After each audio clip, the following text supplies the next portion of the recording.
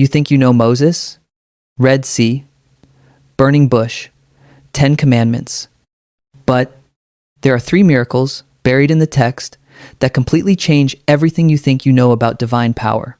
And when you understand what really happened, you'll never see yourself the same way again. Here's what they don't teach in Sunday school.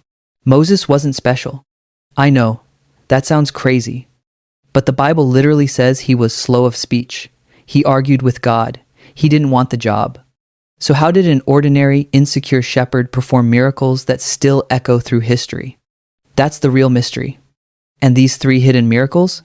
They're the key to understanding something most people completely miss about how divine power actually works. Let me show you.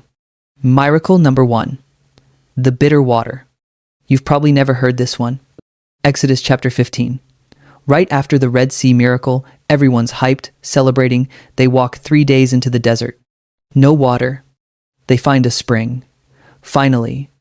But the water's bitter, undrinkable. People are panicking. Here's where it gets interesting. Moses doesn't pray, doesn't lift his staff, doesn't do some big ritual.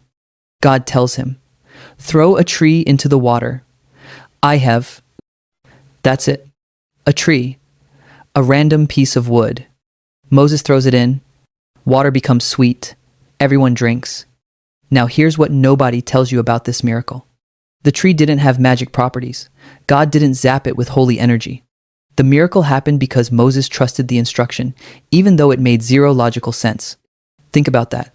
Divine power flowed through an ordinary object, because an ordinary human believed enough to act. And that pattern, it shows up in the next miracle even stronger. Miracle number 2, the rock that followed them. This one's wild. Exodus 17, people need water again. Moses strikes a rock with his staff. Water gushes out. You've probably heard that version. But in Jewish mystical tradition, and even referenced in the New Testament, that rock didn't just give water once. It followed them. For 40 years, that rock traveled with the Israelites through the desert, constantly providing water. Now before you think that's just metaphor, here's the part that'll blow your mind. Multiple ancient texts describe this.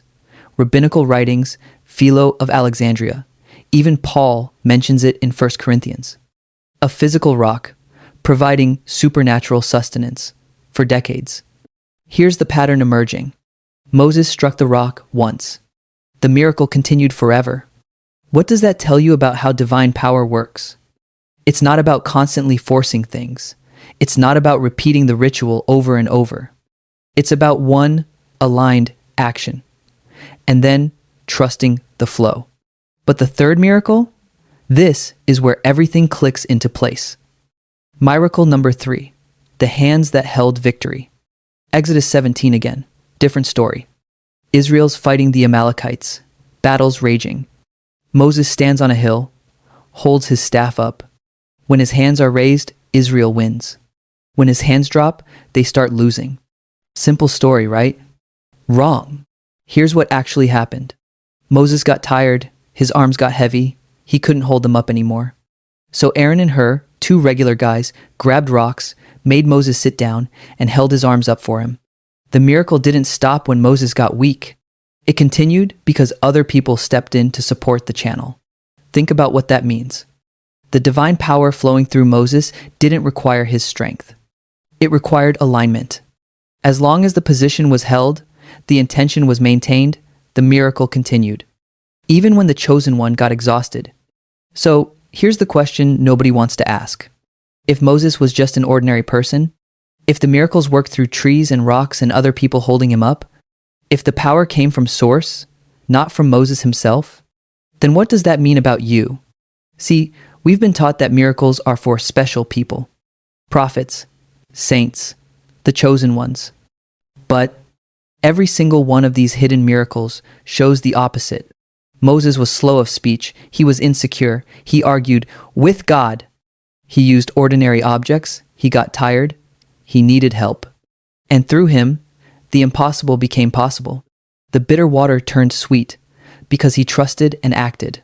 The rock followed them for 40 years, because one aligned action creates infinite flow.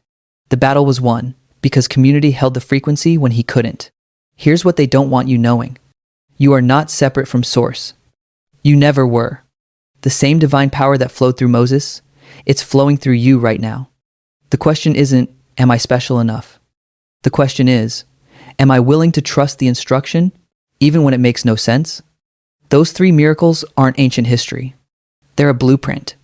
Trust the guidance. Act on it, even if it seems small or illogical. Let the flow continue. Don't force it.